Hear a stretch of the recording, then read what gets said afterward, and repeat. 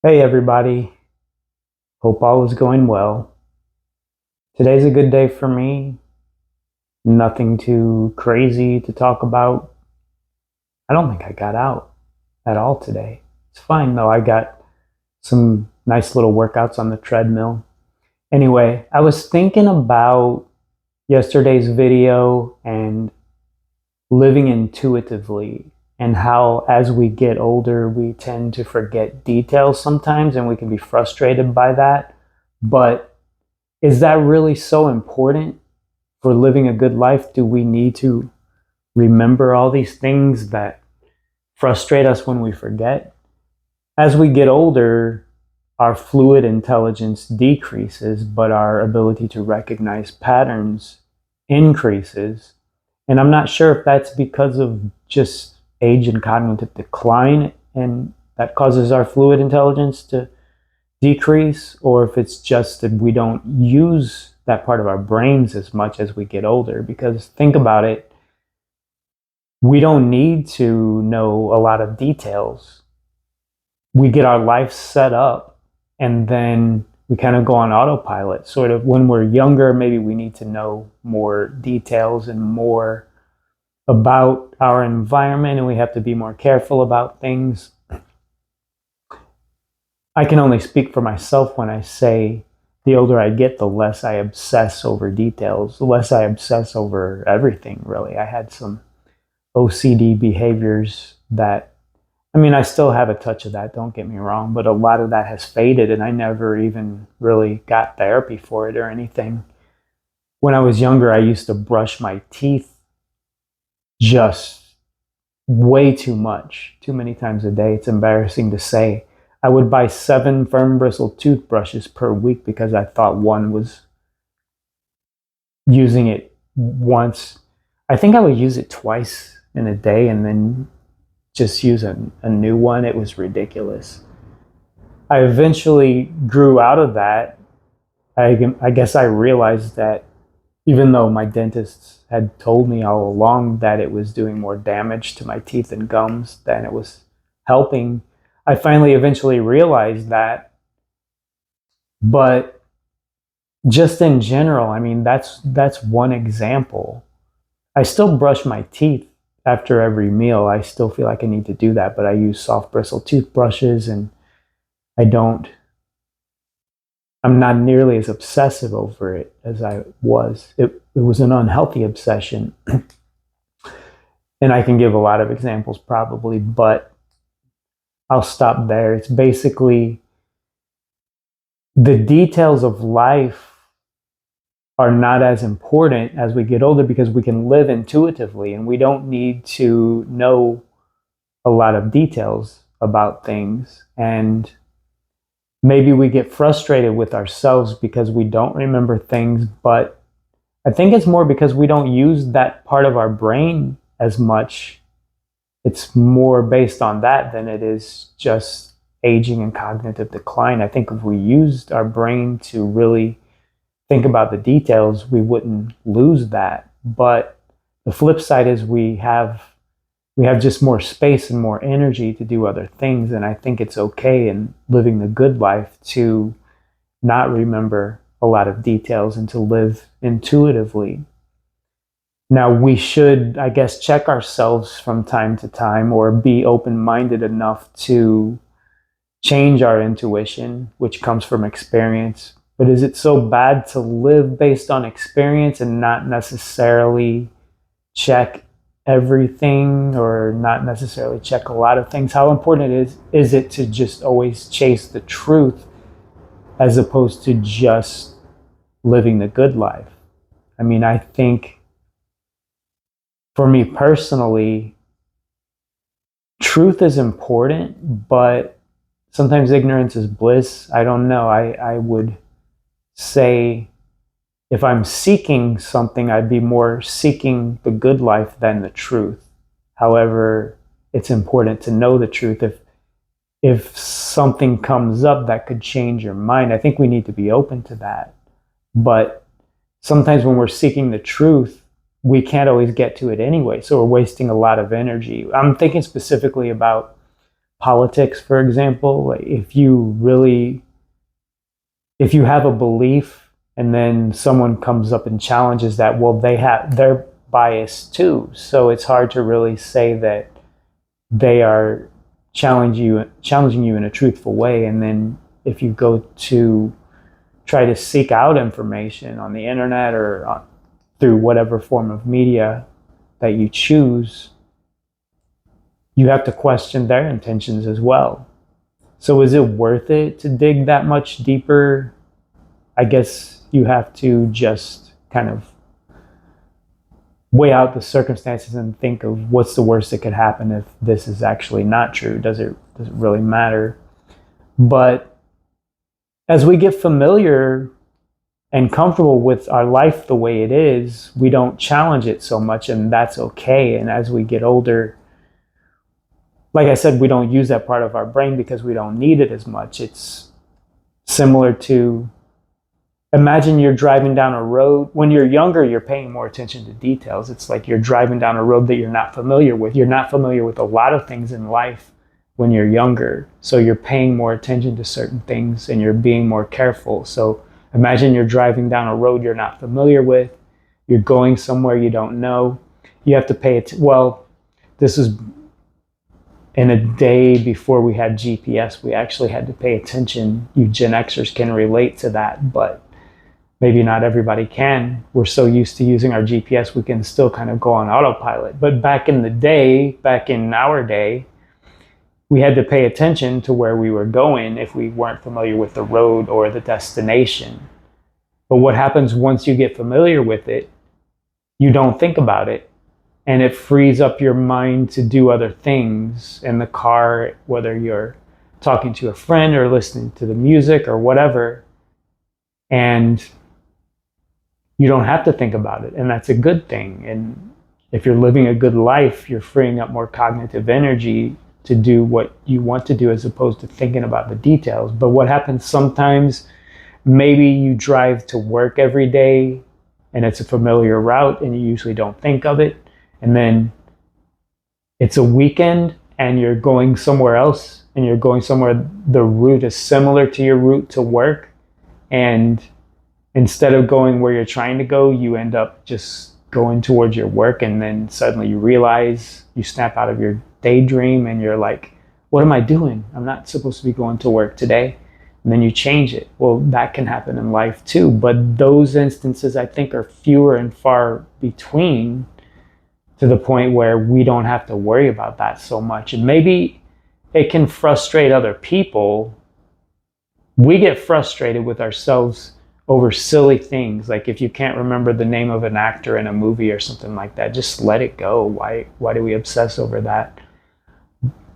I think it's because maybe we used to be able to remember things better and we don't now, but recognize the flip side of that. Now we recognize patterns that we could not recognize when we didn't have the experience.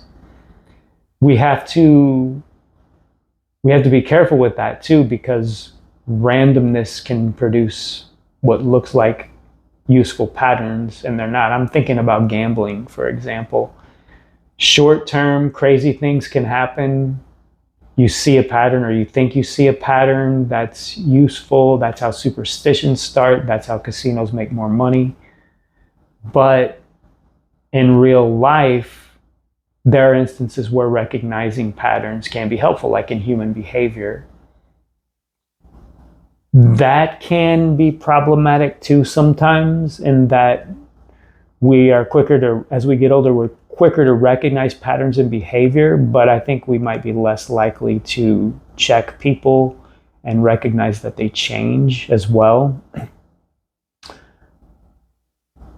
It can be maybe sometimes good to not check people, because if someone has changed for the worse, but you can still see the good in that person, like maybe they've gone down the wrong path and they've started doing drugs and started stealing or something like that, would you know the person they were before they started doing all this, engaging in all this bad behavior? Then reflecting them in that way can possibly help them to change back and to revert to their old ways. Whereas people who don't know who they were in the past are just going to recognize them as a thief and a drug addict, for example. The flip side of that is think of situations where parents don't recheck their kids and still judge them as being incapable. And the kid can grow up and be very successful and very capable of doing certain things, but the parent still thinks of them as a little kid.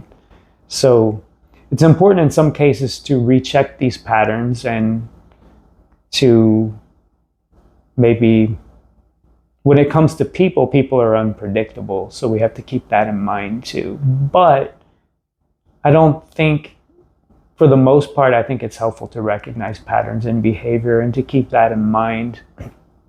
And just in patterns in life in general and how the world works, we don't have to think about it as much because we know how to do things. We know what we like. We know what we prefer. We know what is the good life for us. We don't have to chase that as much, maybe. And younger people might get frustrated with us because we don't remember details, or we don't. I think I'm kind of going off on a tangent here, but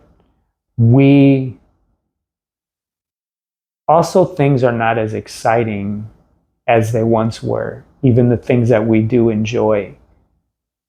I believe that there's nothing that is, normally in most experiences in life, the first time you do it is the best time, or maybe the second or third, because the first time you could be nervous and not really paying attention to what you're doing. And the example that I'm thinking of is not sexual, believe it or not. Maybe that's where your mind was going, but I'm thinking of the first time I rode a motorcycle.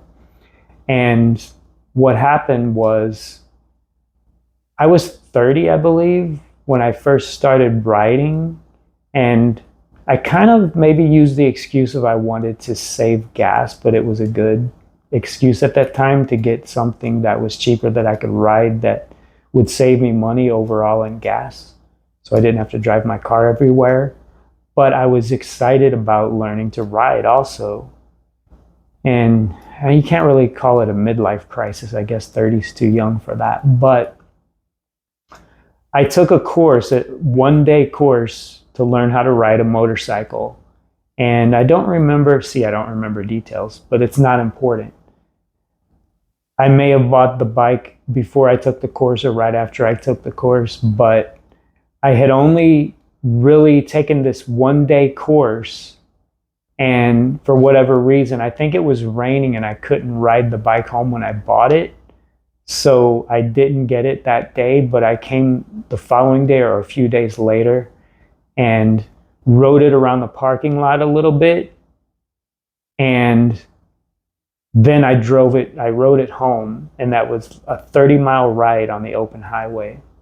And I don't ride anymore, but I rode for like 12 years after that. And to this day, that first time on the open highway was the best ride of my life. Nothing ever matched that, because it was kind of the fear of being around the cars and experiencing the wind really for the first time like that, and being just so close to the highway, and it just felt so good. After that, I enjoyed riding, but not nearly as much as I did in the beginning. So pleasures kind of wear off as we get older. I mean, we can think about this hedonic treadmill as well that we're on, and we realize certain activities don't bring us happiness, even though they bring us pleasure. Like yesterday, I was talking about playing guitar and the difference between learning cover songs and feeling that pleasure each time I learn a song that is familiar to me, that I really like, maybe by my favorite band or by any song that I really like. Maybe I'll learn the whole song, or maybe I'll just learn the cool part. And it's cool for a while, and it feels great, and it's nice to have people recognize it. But then that pleasure wears off so quickly, and you go to the next one and you want another song, and you have this intense pleasure each time you learn a song, but that goes away really quickly. And playing the guitar is frustrating because most of your time is spent trying to learn a new song and wanting to know it, and not feeling good about practicing. In the beginning, maybe in my case, I was so obsessed with it after I got my first guitar when I was 14. I got my first Fender Stratocaster. I was so obsessed with it that I did like practicing. But after not very long, that gets old, and you still want to learn songs, but the time in between the songs that you learn is kind of miserable. And it's like that with a lot of pleasures in life. You get this short burst of pleasure, and then you're miserable because you want to get to the next thing. And when we're younger, it's okay to do that, to behave that way. But as we get older, we start to realize that this is not true happiness. We know what makes us happy, even if the pleasure of those things is not as intense as it used to be. We know what we want in our lives, and we've seen a lot. We've seen enough to know that there's not a lot of novelty. Things can be a little bit different and life can still be good, but it's not as exciting as it was when we were younger. And the younger generations, Gen Z, could maybe get frustrated with us. I say Gen Z because millennials, to me, for the most part, I'm really overgeneralizing here, but they're in a whole different category. I can't generally relate to millennials. I can relate to Gen Z though. For some reason, I can really remember what it was like to be in my 20s. And I don't know, I've spoken about it before, but their generation has gone through some hardships. So I don't feel like they're spoiled in general. And they just have a different overall attitude. But I tend to, like my little brother, for example, I think he just turned 27 maybe. He's 22 years younger than me, so 26 or 27, whatever. But basically, when we talk, I kind of live vicariously through him, even though the things that he's doing, he's traveling and doing things that are fun with his life. And I can be excited for him, and I like to hear about that. And I don't downplay that. I don't be like, I'm not like, I don't want to do that anymore. I just want to sit home. Traveling is not fun for me anymore. I really understand it still gives me some pleasure, not enough to where I want to do it. Now, when I say traveling, I mean like to other countries, because I still want to travel to see family, but I don't have the desire to go very far. I used to go on cruises at least once a year, and I don't do that anymore because it's just not as exciting as it used to be. But I can still think about it and have good feelings about it, and listen to other people talk about it and have good feelings, because that's a different phase of your life. And as we get older, the phase of our life that we're in is maybe we don't experience so much intense pleasure, but we're happier because we're not on that hedonic treadmill. Or some of us are, but we're less likely to be when we get older, because we've set up our lives hopefully to be in a state of flow. And I'm all over the place here. So I'm just speaking of recognizing patterns, I'm going to use the patterns of E minor pentatonic that I'm familiar with because I've practiced them a lot and I'm older. When I was younger, I wasn't as familiar. And these patterns I'm going to put over this 12-bar blues progression. I'll put a couple bars down, and maybe that'll help me to get my thoughts back on track and think of what I want to say here and wrap it up.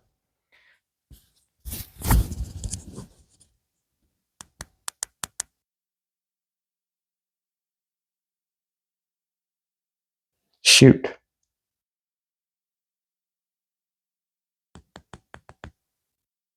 Okay. I was just trying to give some reverb and I accidentally muted the mic. I'm not really good with this mic. Okay, let's see what happens.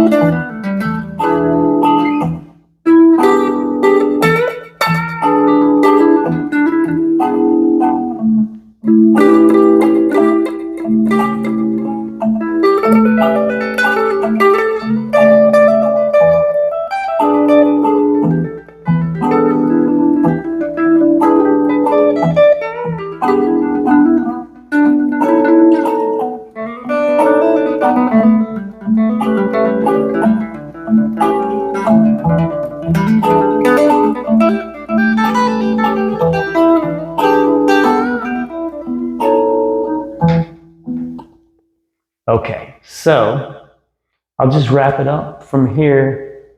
I guess what I'm really trying to say is, let me turn off my reverb. Okay, cool.